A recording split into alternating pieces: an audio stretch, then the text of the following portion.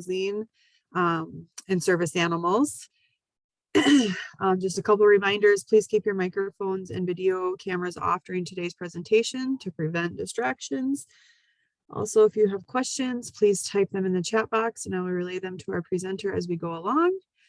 And lastly, if you need a certificate of participation, please put your first and last name and email in the chat box at the end of today's presentation, as that is how we will be keeping track of who needs the certificates. So with that, I will introduce Kirsten with Department of Labor, and she is presenting on fair housing with service animals. Thank you, Kylie. So I am an investigator with the department. Today, I'm going to be talking about specifically reasonable accommodations, modifications, mostly related to service animals. I think it kind of makes sense to give you guys a little bit of background of what the department itself does, so you kind of understand what the Department of Labor and Human Rights role is with relation to service animals. And then we'll kind of talk a little bit about the difference between a reasonable accommodation and a reasonable modification. And then that'll bring us to the main topic, which is specifically related to service animals. I think just because service animals is a piece of the reasonable accommodation process, sometimes it helps to have a little bit of a background understanding what exactly is a reasonable accommodation to better understand how service animals play into all your roles as housing providers. I've been an investigator with the department for about 7 years now. I've investigated about 1,000 cases in general. I handle all types of discrimination and wage and hour complaints with the department. So kind of have the full gamut of exactly what the department does. I dabble into a little bit of all of it. I've done a lot of presentations such as this, as well as other presentations for the department. So hopefully we'll give you a little bit of insight today on what our department does, and hopefully some keys to help you prevent any sort of issues in the future with relation to reasonable accommodations or service animals. So to start out with, I'll just give you a little bit of a real brief breakdown of what the department does. Like I said, it kind of gives you a little bit more insight on what we do as a department, and then that way it kind of helps you understand what our role is in these kind of complaints, or if we receive any complaints, or this process as a whole with service animals. Before I started with the department, I truthfully had no idea what the Department of Labor did. I guess I always thought that basically the only thing that they did was with relation to wage and hour complaints. But with the human rights side of our department, we do handle the discrimination component as well.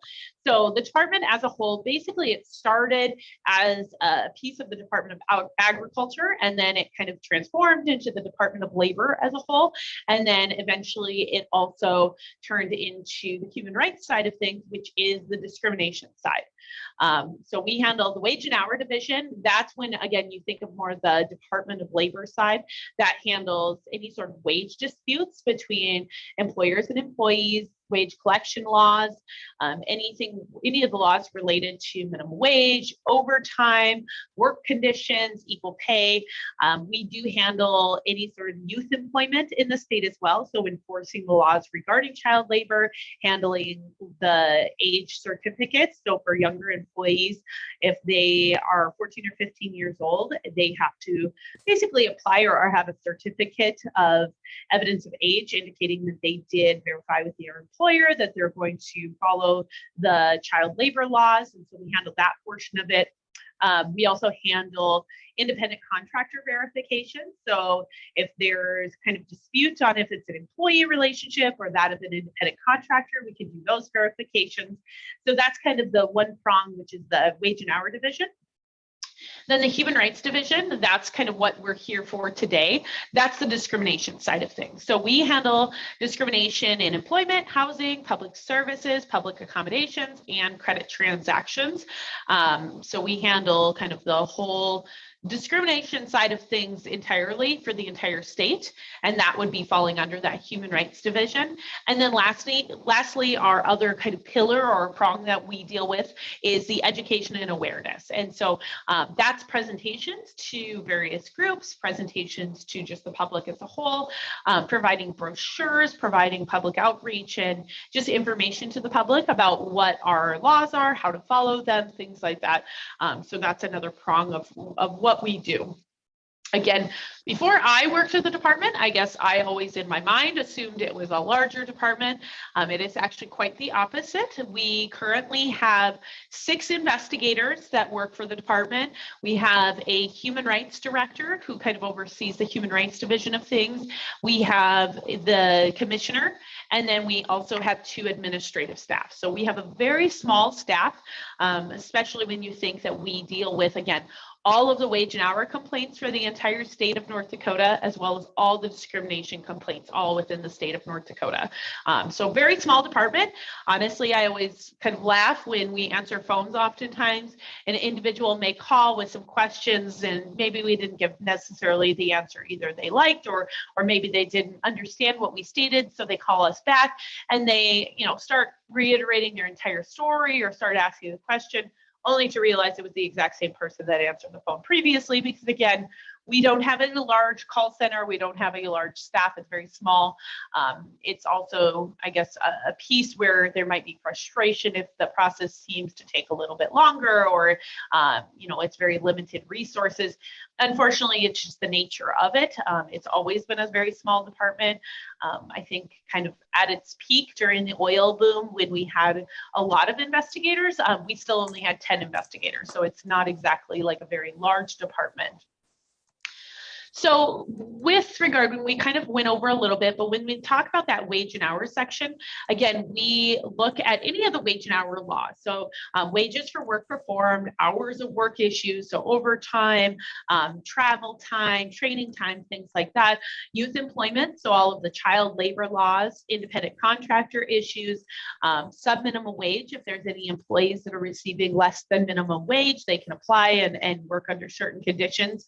So we manage those laws. And then we also do employment agency licensing. So if an employment agency, let's say, starts up in the state, we would do their kind of certification or licensing to become an employment agency in the state.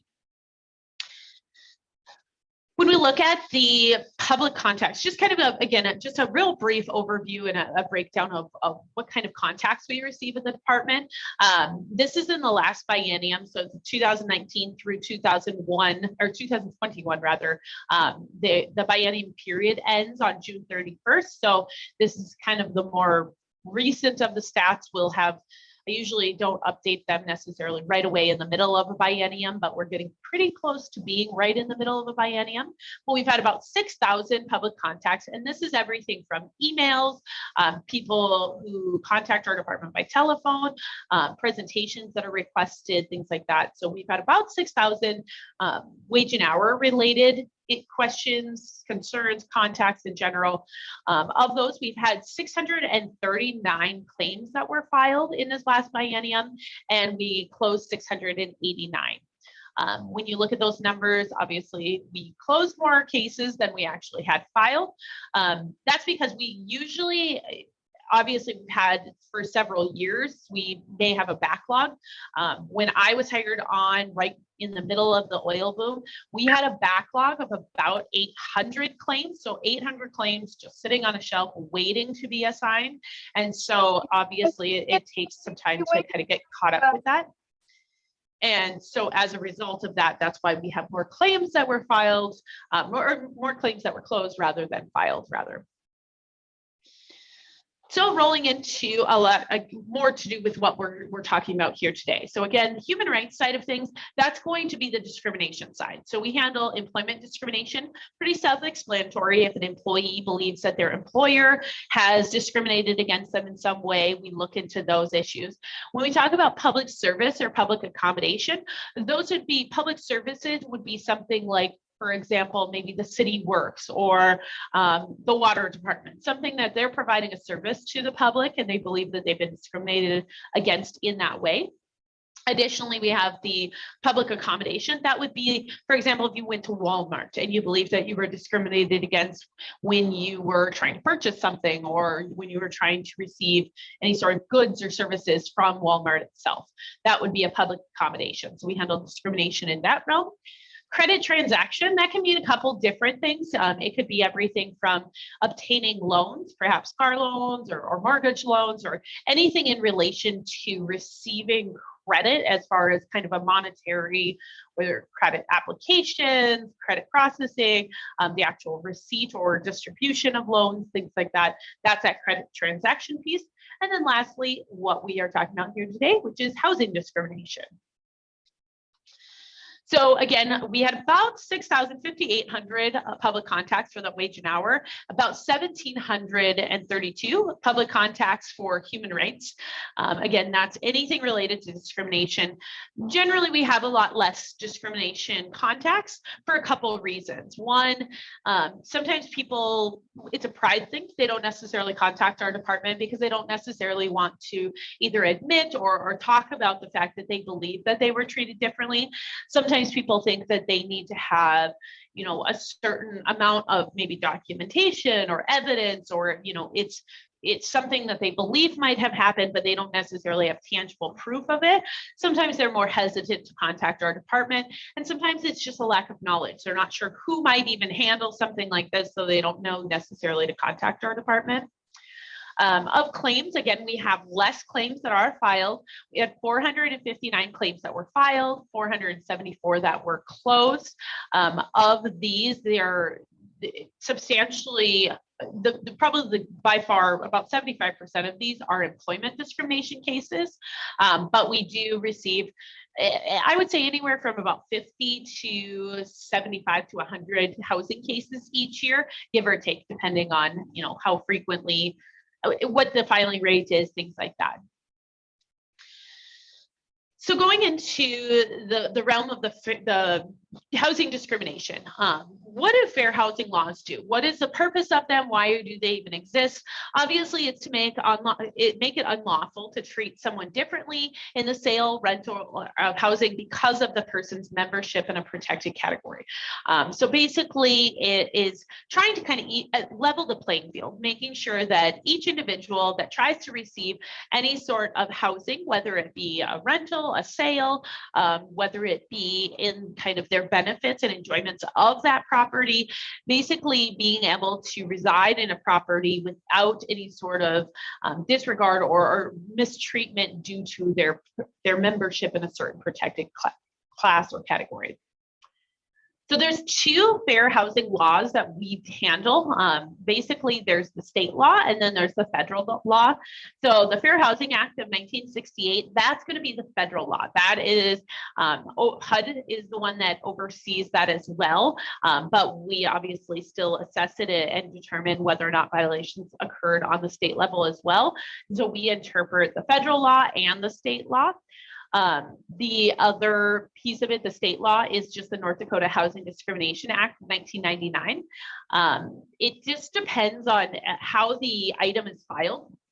So we do have a partnership with HUD where we can investigate cases for them. They can investigate cases for us. And because of this partnership, it makes it so that we can evaluate cases based on the state law and the federal law, and vice versa. HUD can do that as well.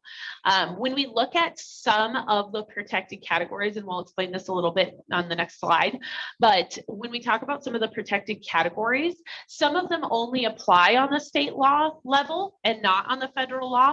So it really depends on what's being alleged in the situation to determine kind of under what law we would be looking at the issues with regards to. So sometimes it's going to be on both laws, the federal law and the state law. Sometimes it's going to be only on the state law.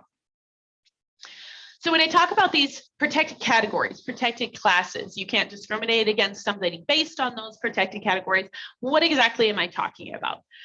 So a protected category, there's a couple, again, federal ones that are on the state level as well as the federal level. And those would be, you can't discriminate against somebody based on race, color, religion, national origin, sex, familial status, or disability.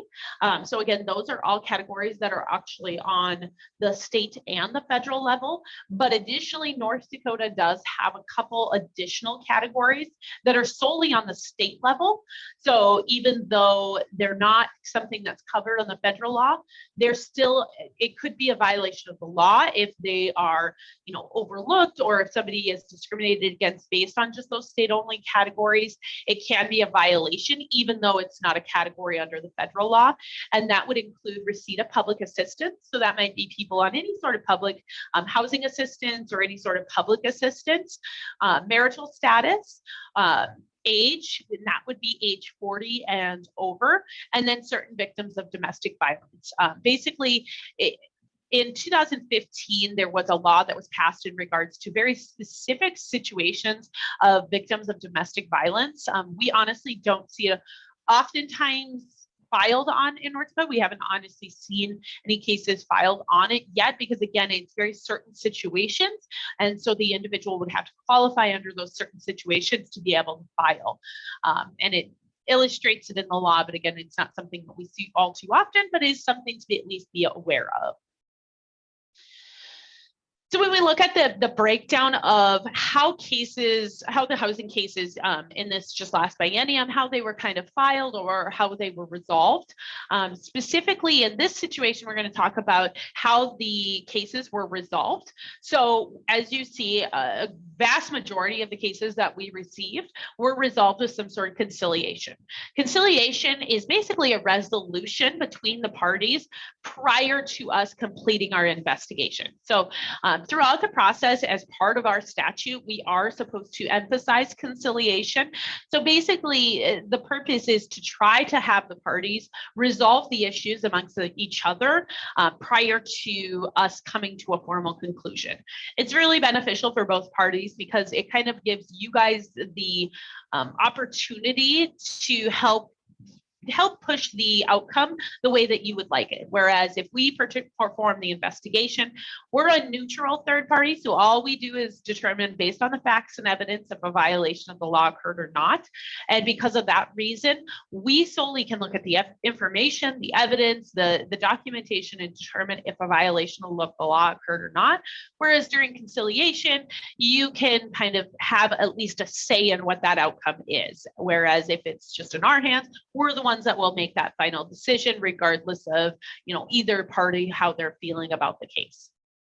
So as you see, again, the last biennium, substantially the most closed on item was conciliation.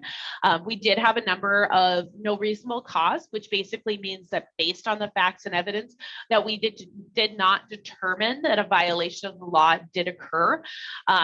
It's important to note that although we had a good amount of cases that were no reasonable cause, that doesn't always mean that it was just completely black and white, absolutely, hands down, nothing wrong had occurred, because things can occur that aren't necessarily right, but sometimes that doesn't constitute a violation of the law. One thing to note with that is sometimes just because we determine that a violation of the law did not occur, doesn't mean it isn't something that you want to monitor and kind of keep an eye on, because those are certain things that certainly could snowball, and they can, with lack of training, without lack of information, they can become problems in the future. In the last biennium, we did not have any reasonable cause cases.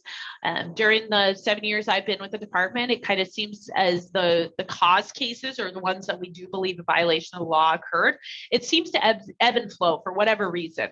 We sometimes have a number of cases that are cause cases, and sometimes we have none. And so ironically, we already had a couple this biennium, so it just seems to be hit or miss whenever those happen.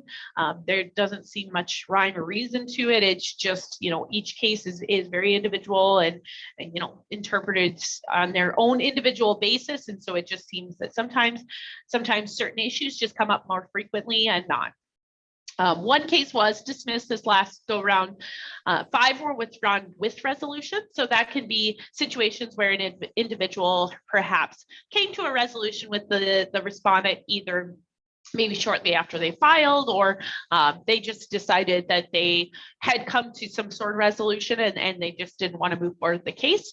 And then also we had some that were withdrawn without resolution. So those would have been, you know, I don't want to go forward with it, just go ahead and close it type of thing.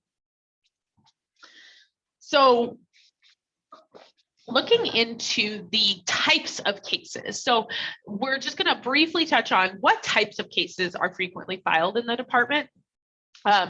As you can see, this number is obviously more than the 48 cases that we received this last biennium. And the reason for that is because there can be situations that are filed on multiple bases. So one that we see a lot, let's say an individual believes that they were violated, they were discriminated against based on their race, their color, and their national origin. So that might be filed on 3 different bases just under one issue.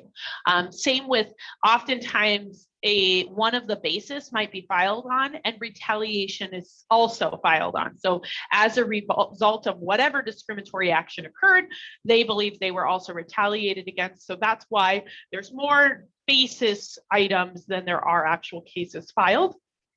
So as you can see from these numbers, by far the most filed on item is disability, has been for many years, and I see it probably becoming something quite frequently filed on in the future as well. And that's why we do a lot of trainings, honestly, on disability, and reasonable accommodation and reasonable modification are by far in that disability category, substantially the most filed on issue. So of those 28 cases that we had related to disability, 24 of them were accommodation issue claims. So it's why we do a lot of presentations on issues like this. And that's honestly why we're doing a presentation on service animals today, because again, they're related to reasonable accommodations and it's by far the most frequent thing we see. So we'll just kind of briefly go over what acts are prohibited under the law. And we're just, again, we're going to run through these really quickly because you'll receive the slides if you wish after it. But basically what the laws generally provide for is you can't refuse to sell or rent a dwelling after making some sort of offer. Any refusal in that, either showing availability or the sale or rental of it, offering certain conditions or terms that are different from other tenants, providing different services or facilities in connection. And again, these are all, if you were to be doing these things in a discriminatory fashion. So if you were providing offers to certain individuals, one protected category, but not of another, that's where you may run into issue. One we see quite frequently is advertising about the sale or rental of a dwelling that indicates some sort of discriminatory preference. So indicating you only want certain types of individuals in these units, or we don't want any individuals of these certain units. Any sort of blockage in regards to the brokerage or the financial services of it, representing certain areas. So maybe steering people into certain directions as far as maybe you'd like these units as opposed to these ones, that can certainly become discriminatory.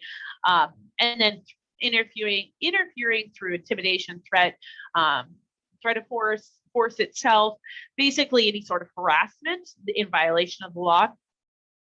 And then this last side, this is what we're talking about a lot today. So reasonable modifications, reasonable accommodations, and failing to meet any sort of accessibility standards, those are also covered under the law. So understanding what a disability is helps you better understand when somebody comes regarding something like service animals, kind of some of the things you might be looking for. So what is exactly, it's most filed on issue, what does it exactly mean to be disabled? So the definition of disability under the Fair Housing Act, under Century Code, under the federal and the state side of things, basically it's a three-prong item. So you have to be this, or this. It's not and, you don't have to be all three of them, but you do have to either be a person with a physical or mental impairment that substantially limits a major life activity, have a record of having such an impairment, or being regarded as. So when we talk about the first one, that'd be actively having some sort of physical or mental impairment that substantially limits, which means, let's say one of your major life activities could be walking. If you're substantially limited in a major life activity of walking due to some sort of impairment that you have, again, depending on maybe time period it's existed or any sort of mitigating measures you have, like medication, you may be a person with a disability under the law. It's not always something that's visibly obvious, or it's not always something that you visually can see. So it could be things, for example, diabetes. It can substantially impact your major life activity of how your endocrine system actually functions. Digestive things, mental issues, they're not always necessarily visually apparent. And so it's not always easy to tell if somebody is a person with a disability or not. Same with that, having a record or history of having such an impairment. So sometimes it doesn't always have to be somebody who actively has the condition, but as a result of them having a record or history of that impairment, and that's resulting in the discriminatory action, that in itself could become a person with a disability and have a disability-related discrimination issue. The last one is regarded as an individual with such an impairment. So this is for kind of the perception piece of it. So even though maybe I don't have any sort of impairment, I don't have a physical or mental impairment, I don't have a history of it, but you as a housing provider believes that I just, you believe that I'm schizophrenic, you believe that I have some sort of condition, and you treat me as having such a condition. So you're regarding me as being an individual with a disability, even though I'm not one. So that can also fall under the category of being a person with a disability. So a lot of times, one of the questions we get is, it can only be discrimination if the person either requesting the accommodation or having the issue, that they are the only ones that have to have the disability, right? Not necessarily. So there can be disability complaints that are related to the treatment because of that person's association with a person with a disability.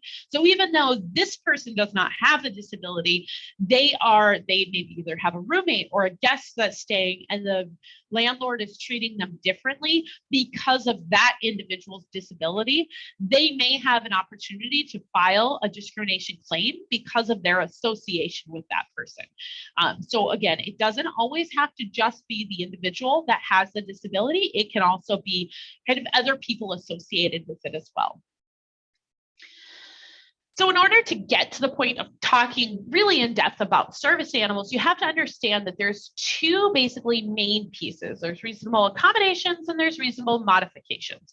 Reasonable accommodations are some sort of change, exception, or adjustment to a rule, policy, practice, or service. We do, both the state and the federal law do require reasonable accommodations for people with disabilities. So basically, a landlord does have to provide any sort of reasonable accommodation. It's going to be on a case-by-case basis. It's going to have to prove certain pieces of it. So if a request is denied, basically the respondent has to have reasoning behind that denial under the law, and any sort of failure to accommodate those accommodation requests may constitute discrimination on the basis of disability. So it is, again, most commonly filed on issue in our department. It is the most filed on issue with HUD. Requests can kind of be made at any point throughout the process. So you may see accommodation requests from the time somebody's just interested in the unit to all the way the time that the individual leaves the unit. You may get accommodation requests throughout that time. Sometimes the accommodation request might be something as small as maybe help filling filling out the application. Maybe due to their disability, they're unable to fill out the application, but they're happy to work with you on providing the information so that the application can be completed. That could be a form of a reasonable accommodation. One that we all have seen quite frequently, obviously, is related to service animals, maybe an exception to a pet policy or a no animals policy. Those can be reasonable accommodations. The respondent should always request or should always address any of these requests in a timely manner. So it doesn't have a set, you have 15 minutes to respond or you have 5 days to respond. It's going to be evaluated really on a case-by-case basis. And it's just the respondent really has to provide that they are moving forward with it, that they're not, purposely dragging their feet, because that in itself can constitute some issues and a violation as well. So you want to move forward in a timely manner with those. And the request may impact the individual's residence and potentially common areas as well. It's not always just that individual's unit. It potentially could be public areas, maybe common areas, things like that. When it comes to a lot of reasonable accommodations, one thing a lot of people have issue with or problem with, sometimes the accommodation requests, they're not going to always be a very outward, I am making a reasonable accommodation request because I am a person with disability under the law.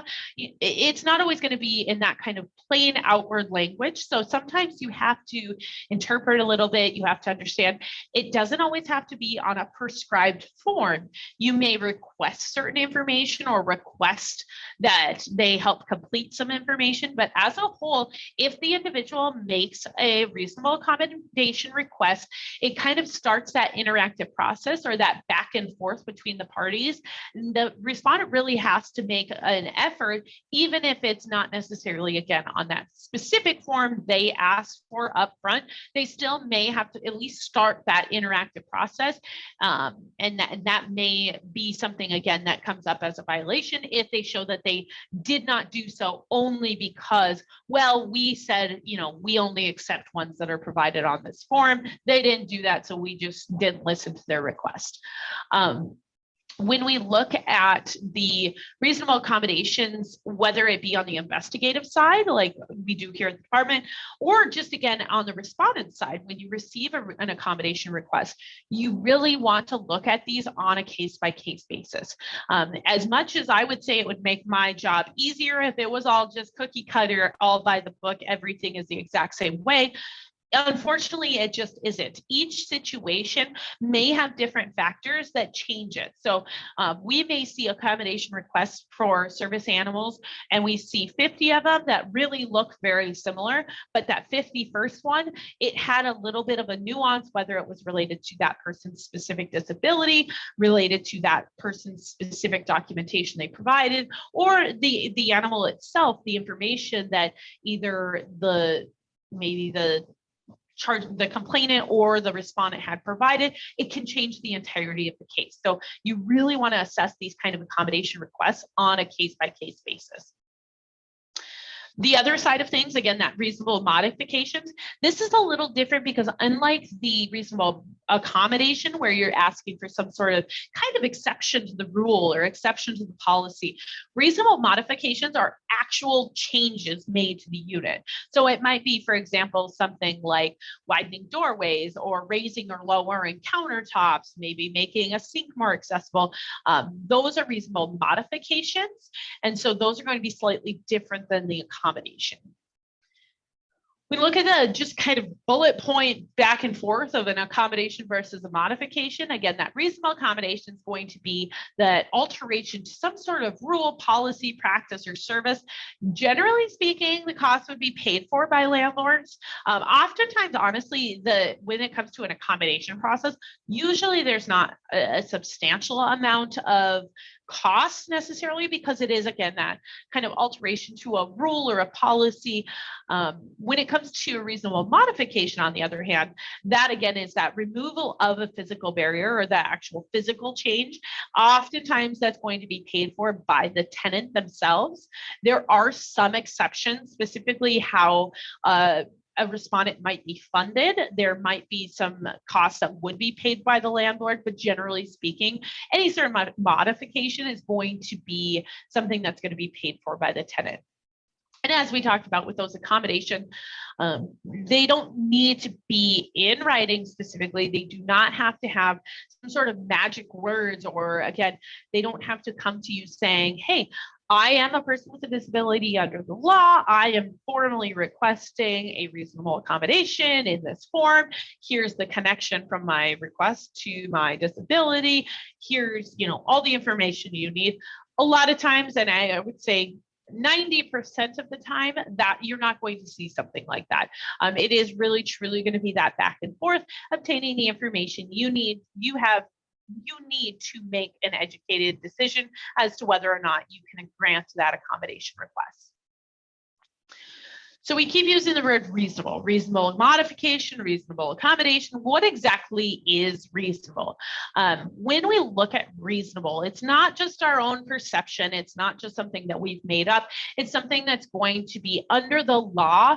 What is reasonable? So basically what a respondent has to prove is if they believe that the request was not reasonable, they have to prove that it constituted some kind of undue hardship.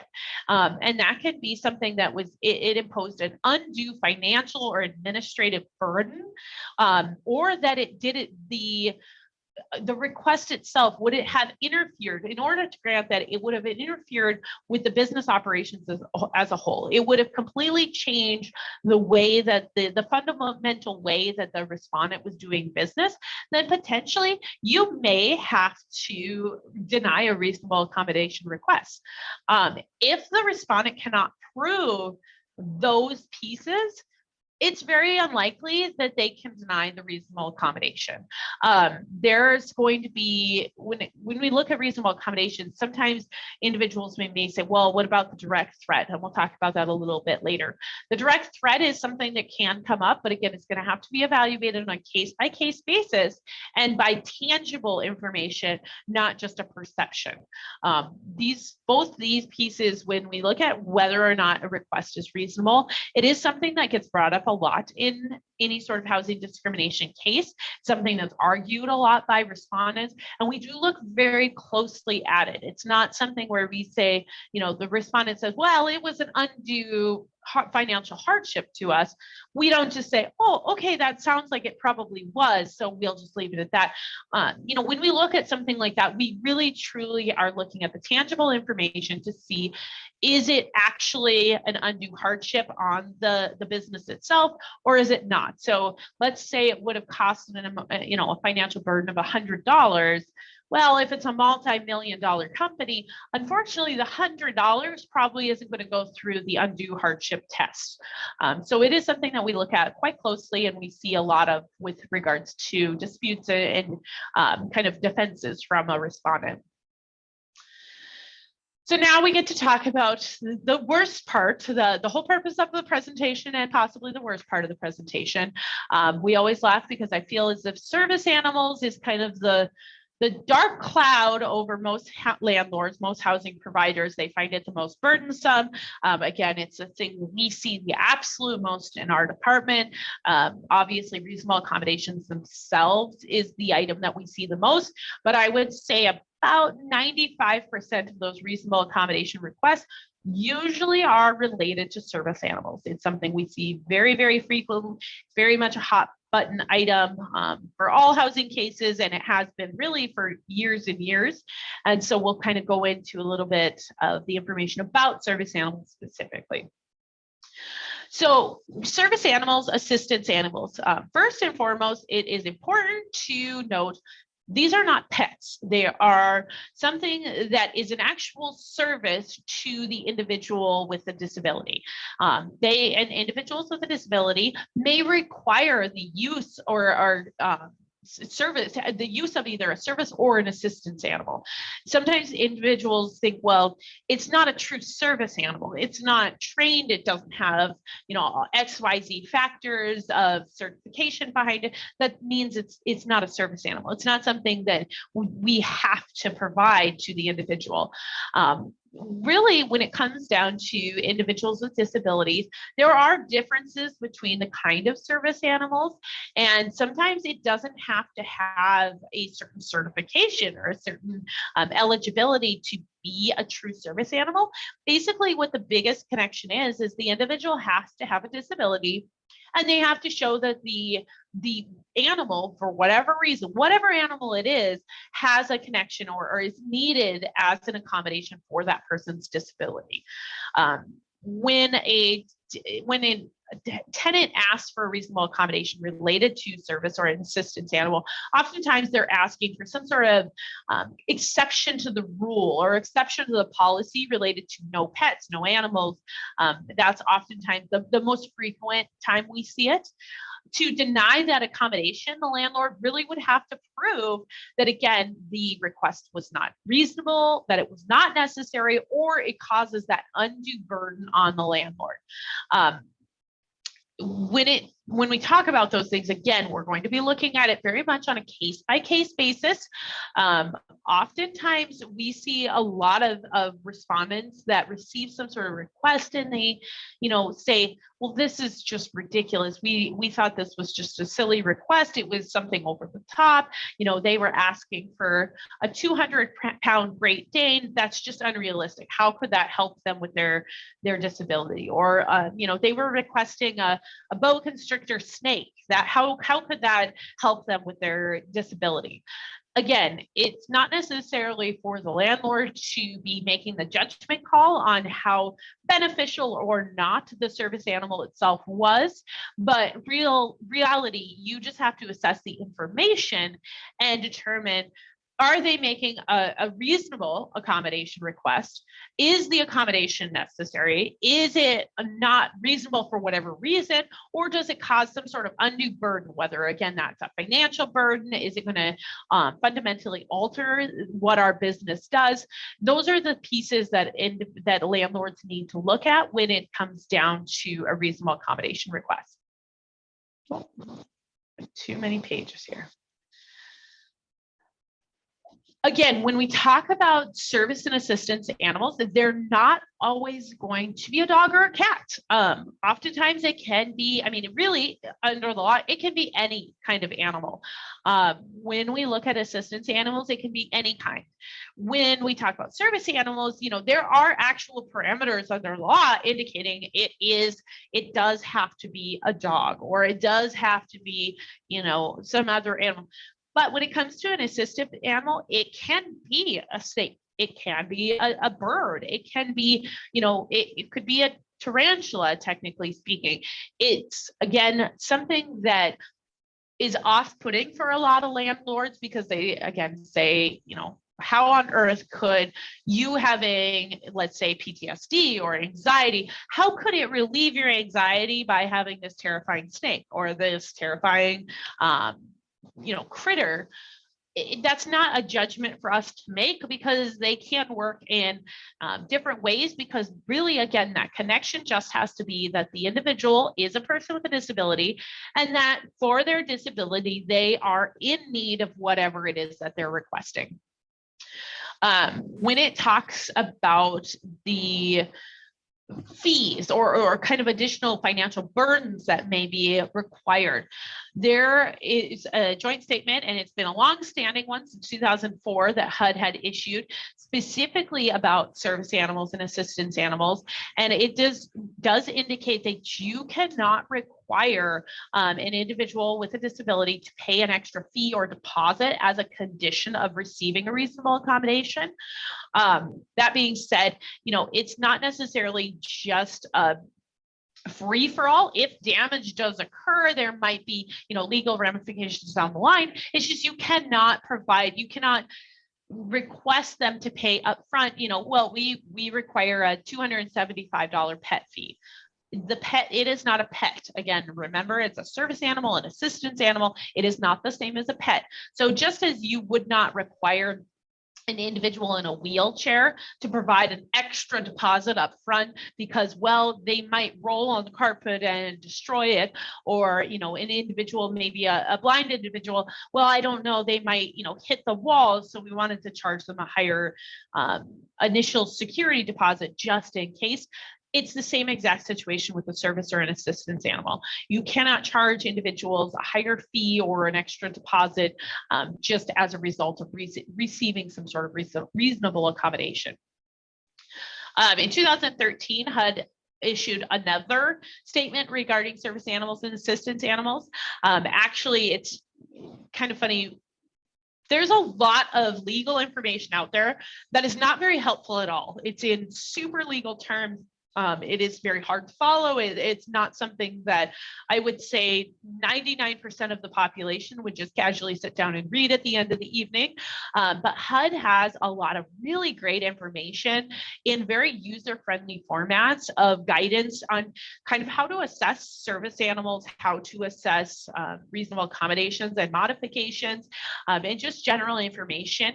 They did actually just send out a new one in January 2020. They just issued another guidance. And again, it kind of walks through the steps of that reasonable accommodation process, specifically related to service and assistance animals. It has some best practice items on there. It has a lot of yes or no questions where you could say, you know, yes, it does follow under this, and then it'll kind of move you to the next one. Or if it was yes, skip this one, skip this question and go to the next one.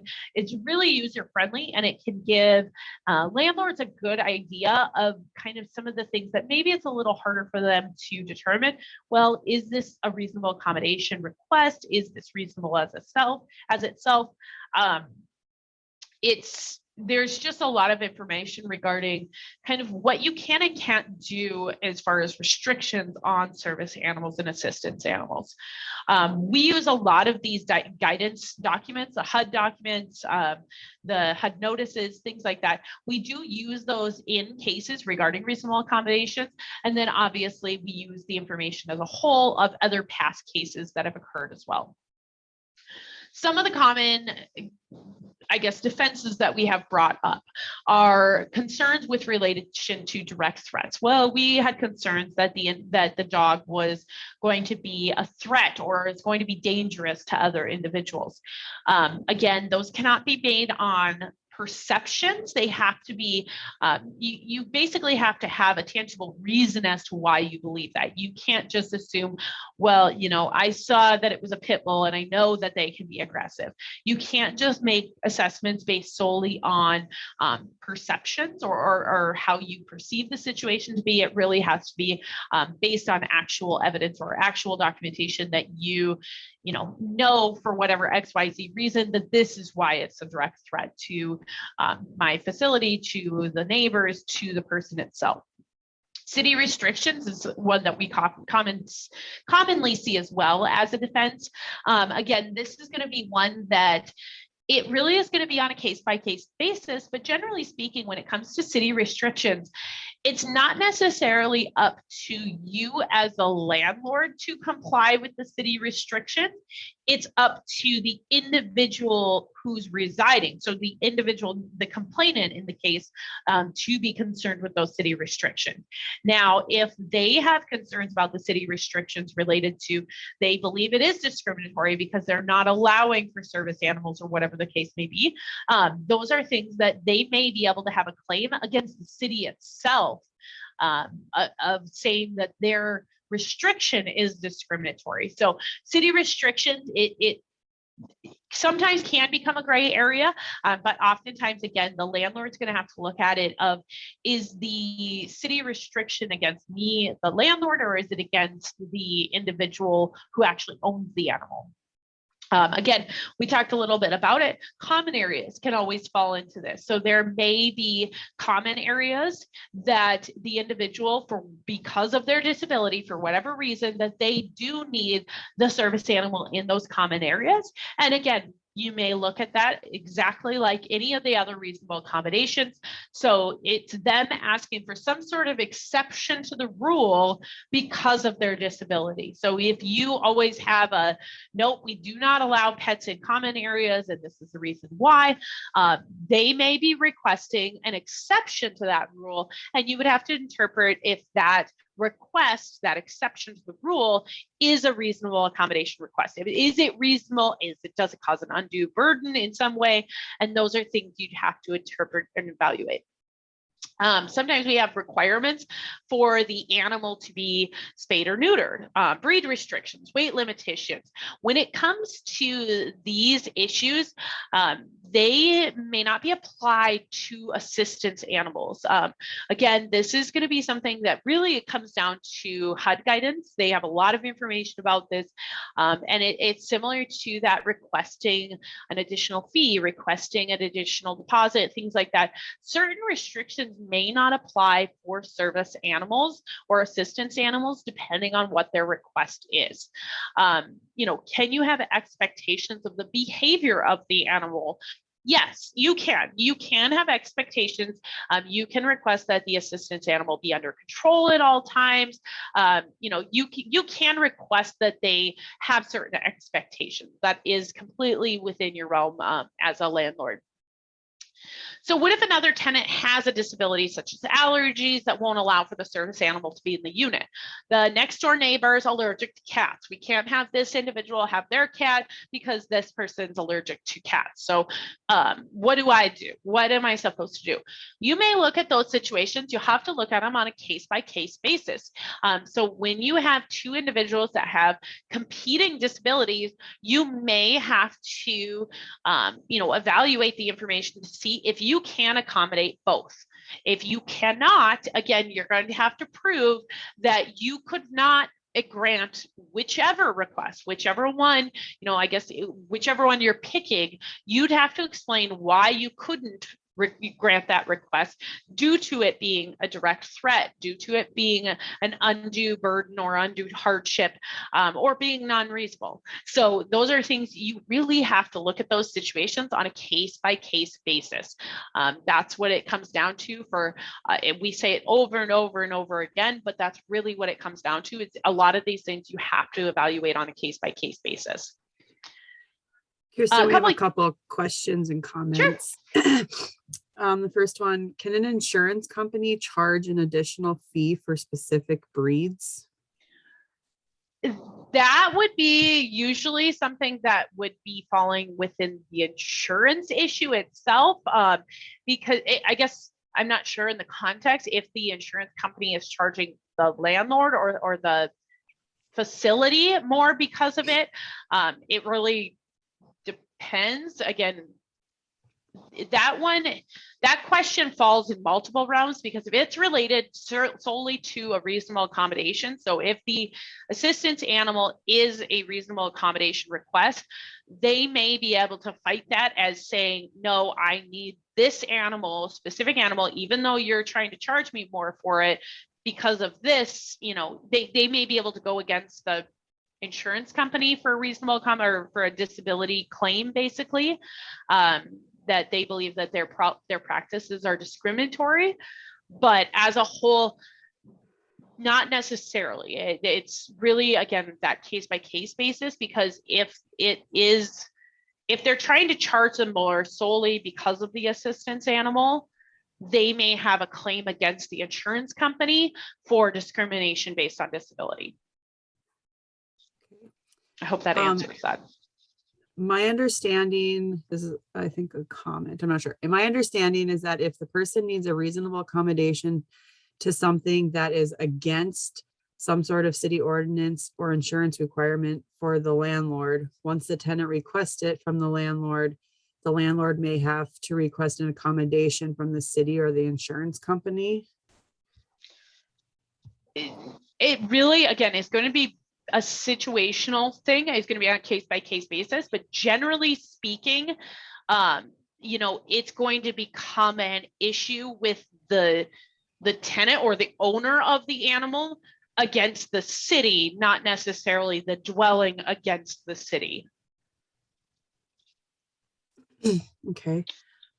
If the city of Grand Forks requires all animals over the age of 6 months be registered with the city, is it fair for us to request a copy of the city license for the ESA on the property? I recently got a letter from Fair Housing saying it was unlawful to request proof they are registered with the city. Again, you guys are going to get so sick of me saying this by the end of this, but it is a case by case basis. If you're requiring it for all individuals, that may be something permissible. If you are requiring it for all service animals, and if they don't have it for whatever reason, or they are asking for an exception to that rule because of whatever reason, then potentially you may, have kind of a reasonable accommodation within itself. But it really is going to depend on what your building is. Again, if you do allow animals, then all animals are required to have documentation of or proof of registration, licensing with the city, whatever the case may be. Again, you still make it an additional request if the individual, for whatever reason, says, no, I can't have the animal registered because of XYZ, then you may have an additional request. But generally speaking, you can have some general expectations, but it's just going to really depend on each situation.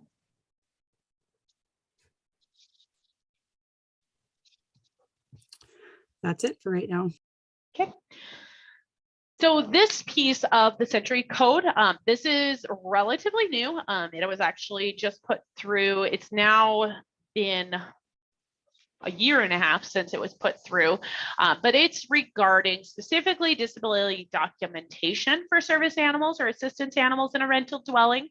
And basically what this law is pointed at or trying to kind of combat that with concerns with regards to whether they be just online notes or whatever the case may be of individuals that might pay and then get to be able to ask for a reasonable accommodation related to an animal, and they say something along the lines of, well, this is they just went and bought a note online. I have concerns about it. So it talks about this reliable supporting documentation that must be provided by a physician or medical professional who does not operate in the state solely to provide certification for service or assistance animals. One thing about this is really it's going to, I believe this is going to be one of those laws that's going to come out in an actual court case to determine and really pin down what reliable is, because it obviously can be something that can be interpreted differently by each person. But realistically, from a department standpoint, it's going to be something that if you have documentation that the individual is a person with a disability, or that it's visually apparent that the person's a person with a disability, it is apparent that the documentation indicates that the disability, that the reasonable accommodation is needed for the disability, and there's that connection. Again, unless it's an undue hardship, unless it's a direct threat, unless it is not reasonable, generally speaking, the respondent does have to provide that. So what I usually say with this one is, you're not the doctor. And so even though it may be easy to say, well, I don't believe this, like, I don't believe that this is a legit person, you're going to have to prove that it is not reliable if that's kind of the defense that you're going off of. And especially since COVID and that telehealth is much more prevalent, it has been very clear since COVID that you do not necessarily have to see a physician in person for you to be completely served as being able to be diagnosed with something, to be treated for something. So just going solely off of, well, I don't trust it because it was an online doctor, that doesn't necessarily, that in itself isn't enough to be a defense. You really are going to have to prove this is why it is not reliable. This is why in this specific situation it's not reliable, things like that. So when we look, We have we a look question. oh, go ahead. How do we proceed if there is a provider that appears to be operating in the state for the sole purpose to provide certification for assistance animals, and we request supporting documentation from their treating physician or medical provider, and they refuse to provide supporting documentation? Again, a lot of what it's going to come down to is, I guess, why you believe that they are solely working in the state solely to provide medical notes for service or for requested accommodations, like what supporting documentation you have of that.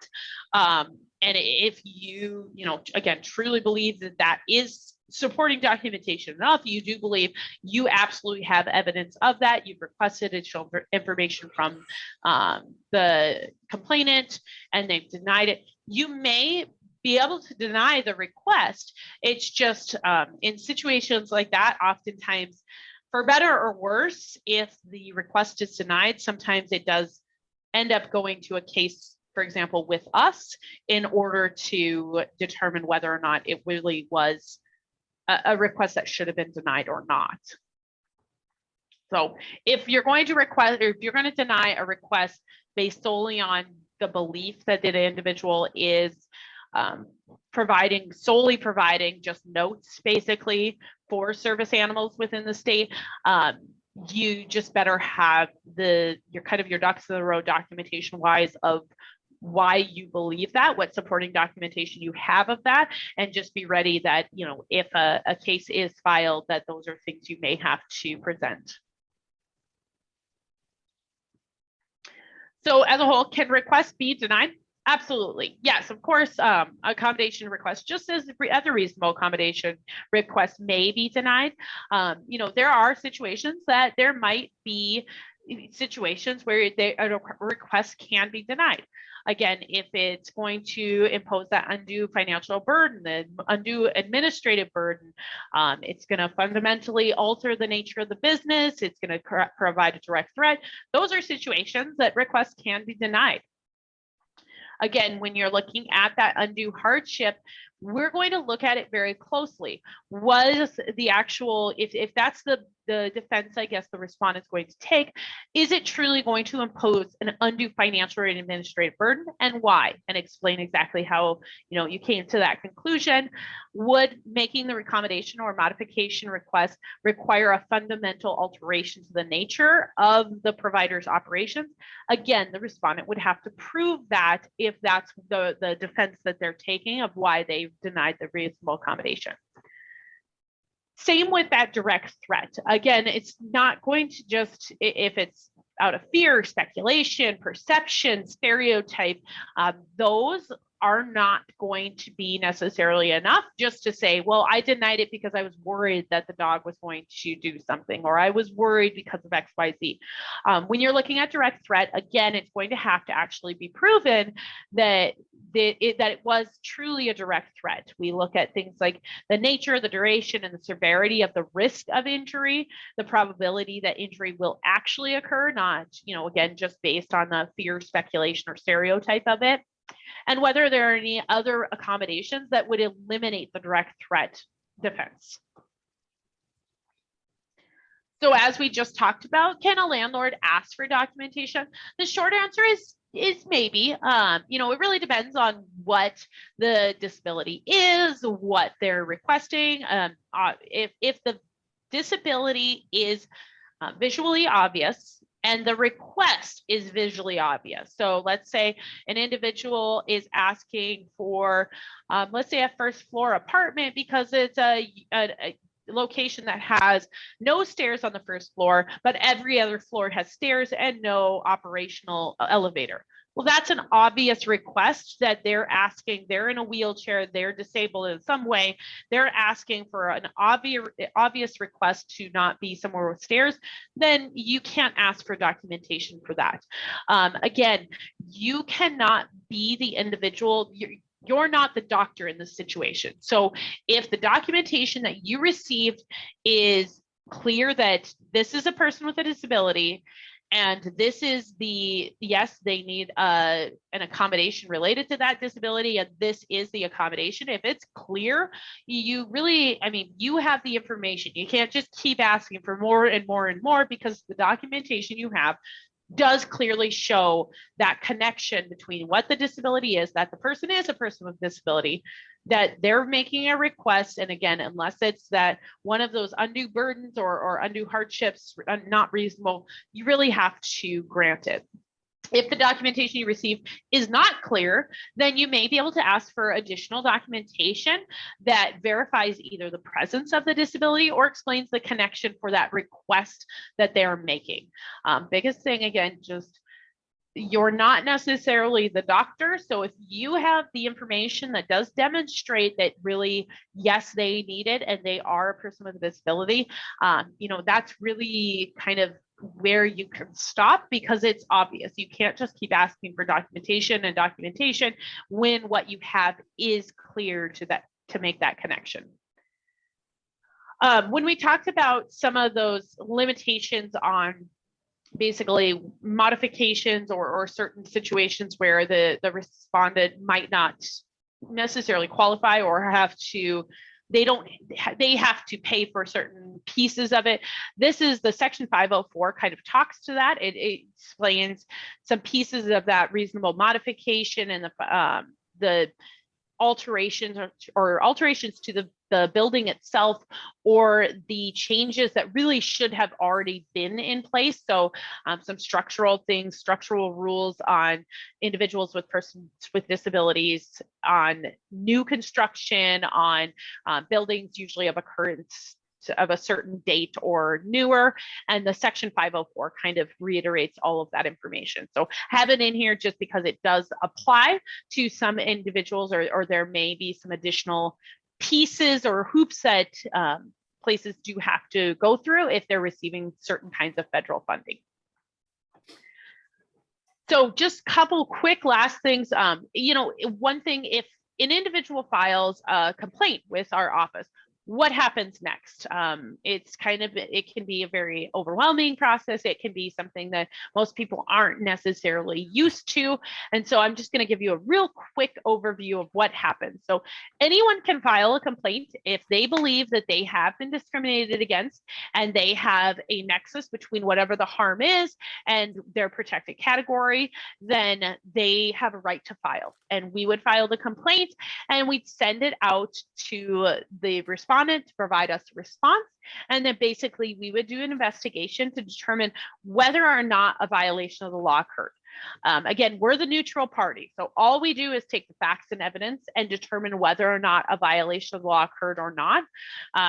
Biggest way we do that, or easiest way we do that, is through documentation. So emails, any sort of, let's say, leases, policies, interviews, any of the facts specifically related to the case. And we just determine whether or not a violation of the law occurred or not. We do offer conciliation throughout the process. So we do try to resolve the issues informally or basically before the investigation is completed throughout the process. And so that is something we always emphasize throughout the beginning, from the beginning all the way through the end. We always emphasize any sort of conciliation, and that is by statute. Ultimately, once we believe we can make a decision as to whether or not a violation of law occurred or not, we issue out a report kind of indicating how we came to that conclusion. So how does that all impact you? How do you guys, what do you guys do with this information? So first and foremost, presentations like this are going to be things that will give you more information on knowing what to do or what not to do. Making sure to train your managers and staff, specifically managers or staff that's going to be working with the public. If they're going to either be receiving reasonable accommodation requests or receiving any sort of requests related to the protected categories, make sure they know what to do with that information. Be consistent. Always try to have similar practices, policies, things like that. The more consistent you are, the easier it is to know if something's kind of off or if you need to reevaluate something moving forward.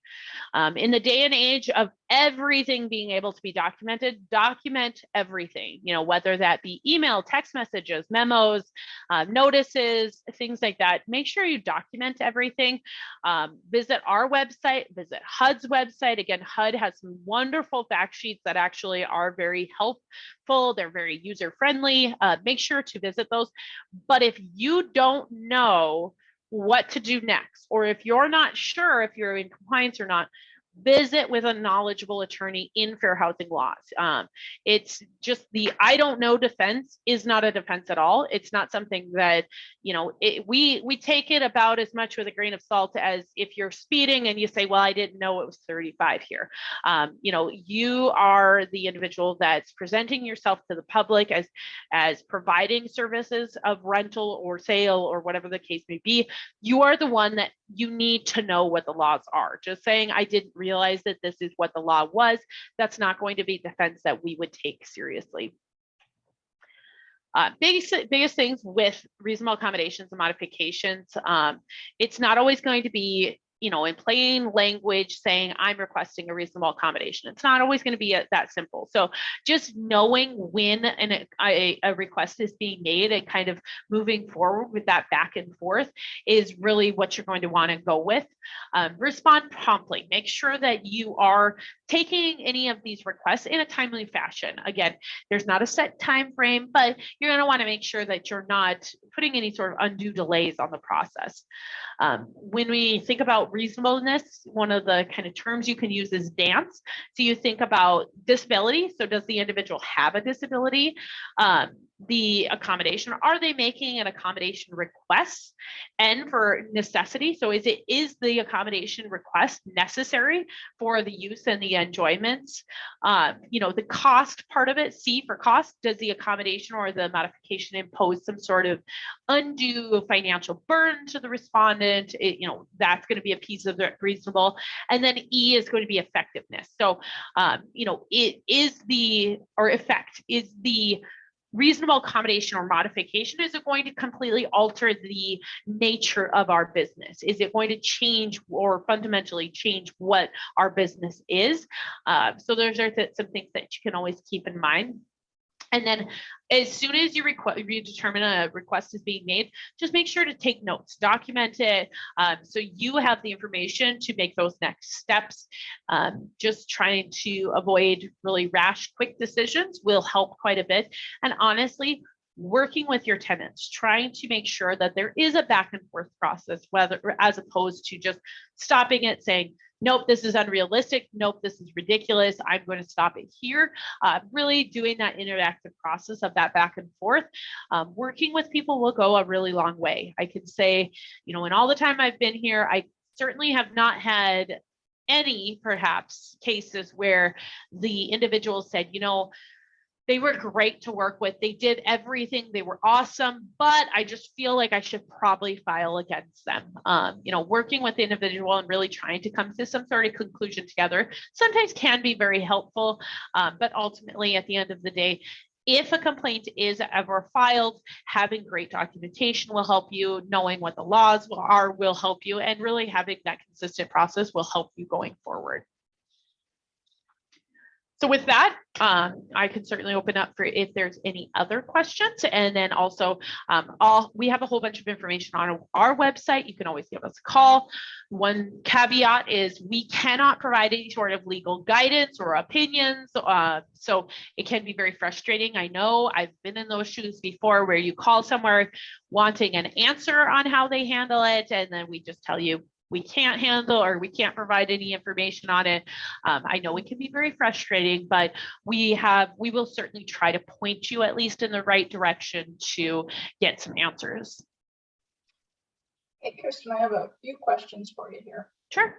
If a tenant states that the primary provider will not provide a recommendation for an assistance animal, and they provide a letter purchased from an online source, is that reasonable to request supporting documentation from the to determine if the request is valid? It's really going to depend situationally. I mean, it's going to depend on, again, if that notice provides, yes, they are a person with a disability, yes, they need this animal for their disability, that may be enough. It's just really going to depend situationally. And again, that provision in the law, when it talks about it has to be reliable documentation from somebody not solely providing animal notes, basically, you're going to really have to provide notice as to why you believe that they are not a legitimate provider and that they are solely providing notes just for the purpose of providing notes. You really, as the respondent, you may have to really provide information to that, because again, in the day and age of technology and having kind of these virtual things, you may have a provider that's not necessarily in the state. That doesn't make them any less valid. So really, as a landlord, you would have to provide the documentation indicating this is why it's not a legit source. Okay, and I have one that's kind of a follow-up on that one. Is receiving multiple ESA requests from the same out-of-state provider for various residents over a short period of time grounds for questioning the provider's authenticity as a legitimate provider? I can't provide a yes or no to that, because again, it's just, I can't give any sort of legal advice, but it's just, you're going to have to look at it. And if that's the basis that you're going off of and you believe that there's proper documentation behind it, you can certainly go forward with that. I just can't say if we were to receive it, how we would interpret it, because it really would depend on the facts of the situation. I think definitely in a situation like that, consulting with an attorney might be helpful.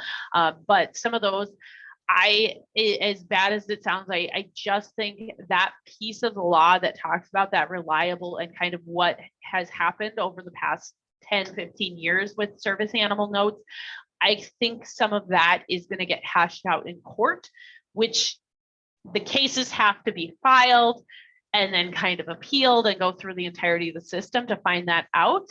But it's certainly something, that in itself could be enough to be grounds. It's just really going to depend on a case-by-case basis. Okay, looks like we have one more. I'm sure this may have been asked, but what would be the process if it's an ESA with a restricted breed? You're going to want to look at it the same as any other. So you kind of look at it again on that situational, the case-by-case basis, as if it's any animal. Really, it's going to depend a lot on, again, generally any sort of breed restrictions usually are against the owner themselves. Not in all situations, but most of them are against the owner themselves. And if the individual has concerns about the laws related to their specific animal in a restriction area, there's usually, or there should be in most situations, kind of provisions in the law that say, yes, we have breed restrictions under XYZ, but there's exceptions for service animals under the ADA, under the fair housing laws, things like that. So there are usually provisions that kind of speak to that, but if there are not, generally the tenant themselves or the individual that it's going against, they would have a right to file against the city or the county or whatever has the restriction. That looks like it's the last question. We really appreciate your time, and it's been a lot of great information. So we appreciate you presenting for us today. Yes, and like I said, if you guys have any questions, I feel for you. I used to be in transportation. I'd call the DOT all the time to get answers to questions. I get the frustration level when you call asking a question and we kind of give you it's a case-by-case basis. Totally get the frustration with that.